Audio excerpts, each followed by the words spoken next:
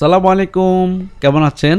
আমি মাসুদ আলম, আশা করি সবাই ভালো এবং সুস্থ আছেন। তো বন্ধুরা, আজকে আমরা আমাদের Python beginning to advance with blockchain, machine learning and data science কোর্সের আজকের পর্বে শিখবো আমরা পাইথন কন্টিনিউ স্টেটমেন্ট। তো চলুন পাইথন কন্টিনিউ স্টেটমেন্ট কি জিনিস প্রথমে সেটা জেনে নেওয়া যাক। কন্টিনিউ, বুঝতে পারতেছেন যে কন্টিনিউ করা, হ্যাঁ, থেমে যাওয়া না, মানে এটা একটা কিওয়ার্ড কন্টিনিউ স্টেটমেন্ট, যার কাজ হচ্ছে লুপের মধ্যে যে কারেন্ট ইটারেশন বা একটা লুপ চলতেছে এর মধ্যে কোনো একটা কন্ডিশনের ভিত্তিতে কোনো একটা ধাপকে স্কিপ করা বা এড়িয়ে যাওয়া বলে আর কি আমরা। হ্যাঁ, তো আমরা দেখি কিভাবে কন্টিনিউ স্টেটমেন্টের উদাহরণ দেওয়া যায়।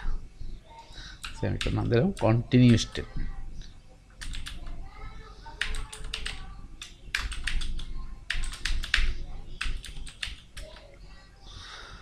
তো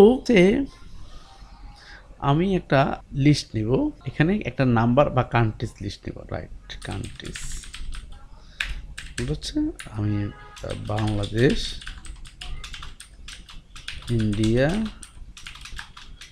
পাকিস্তান,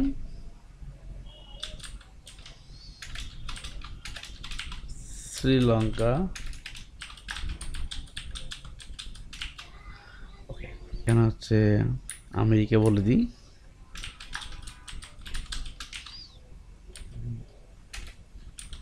কয়েকটা কান্ট্রি আমার কাছে একটা লিস্ট আছে। এখানে আমি চাচ্ছি যে পাকিস্তান যখন পাবে তখন সে ইগনোর করবে, বা ইন্ডিয়া যখন পাবে তখন সে ওই ডেটাটা প্রিন্ট করবে না। তাহলে কিভাবে আমরা সেটা করব? Let's see for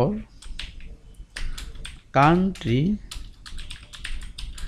in countries. এটা হচ্ছে আমার এই ভ্যারিয়েবলটার সাথে দেখছেন নিচে ইয়ে গেছে। তো এটা নতুন ভ্যারিয়েবল। কি করব আমরা? যে প্রত্যেকবার চেক করব ইফ কান্ট্রি ইকুয়াল টু যদি কি পাকিস্তান, তাহলে কন্টিনিউ করো।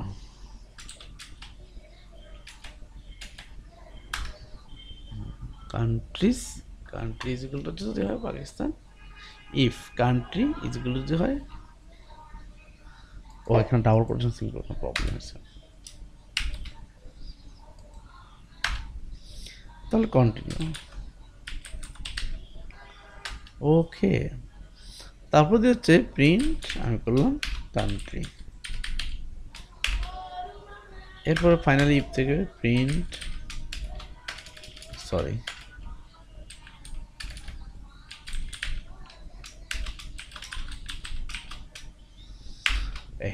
তো এখন আমি রান করি, লক্ষ্য করেন পাকিস্তান ছাড়া পাকিস্তান, শ্রীলঙ্কা কন্টিনিউ করছে। আমি কাকে প্রিন্ট করলাম?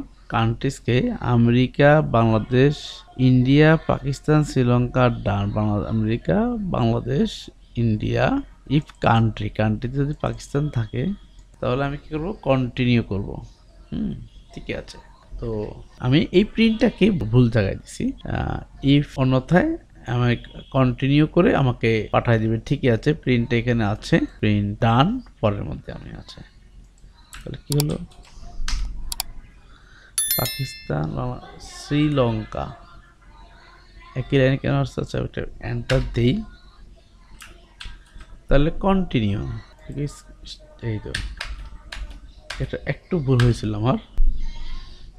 কি হলো?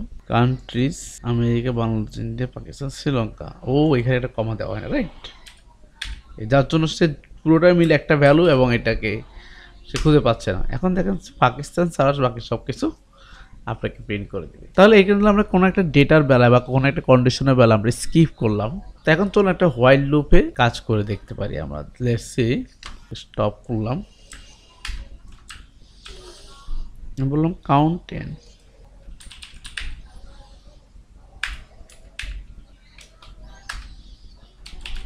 while count is greater than 0, যখন কাউন্টের মান যতক্ষণ 0 চেয়ে বেশি থাকবে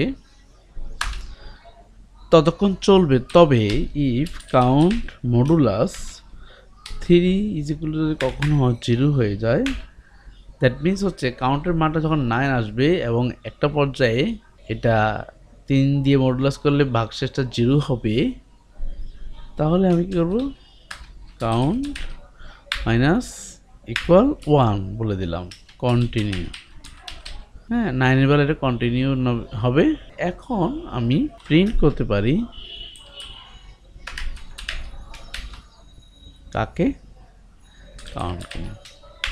এরপরে কাউন্টের মান আবার 1 কমালাম, তাহলে কি হলো, এইটা 1 কমিয়ে আমি পরের স্টেপে এখানে প্রত্যেকবার আমি 1 কমাতে থাকলাম। COUNT count minus equal 1। লক্ষ্য করেন বলছি যে 10, 9 কোথায় গেল, বিকজ কন্টিনিউ হয়ে গেল প্রিন্ট কাউন্ট। ওকে, কাউন্ট -1 করে কমলাম এবং আউটপুটটা আমরা শো করলাম। তো এর বাইরে ধরেন আমার এরকম বিভিন্ন কাজে আমরা এরকম কন্টিনিউ শুধু স্কিপ করার জন্য আমরা কন্টিনিউ স্টেটমেন্টটাকে ব্যবহার করতে পারি, এবং কন্টিনিউ স্টেটমেন্ট শুধুমাত্র লুপের মধ্যে ব্যবহৃত হয়, অন্য কোথাও ব্যবহৃত হয় না। এটা মূলত হচ্ছে আমাদের আভ্যন্তরীণ লুপের এক্সিকিউশনকে স্কিপ করা। হ্যাঁ, কোন একটা কারণ প্রসেসকে স্কিপ করার জন্য আমরা কন্টিনিউ স্টেটমেন্টটাকে ব্যবহার করব। তো সবাইকে ধন্যবাদ আমাদের আজকের ভিডিও দেখার জন্য। আমাদের পরবর্তী ভিডিওগুলো পেতে চোখ রাখুন আমাদের W3 প্রোগ্রামার্স ফেসবুক পেজ অথবা গ্রুপে, অথবা আমাদের YouTube channel W3 programmers live চ্যানেলটি সাবস্ক্রাইব করতে পারেন। সবাই ভালো থাকবেন এবং সুস্থ থাকবেন। অচিরে আমি আবার আসছি পরবর্তী ভিডিও নিয়ে। সবাইকে ধন্যবাদ।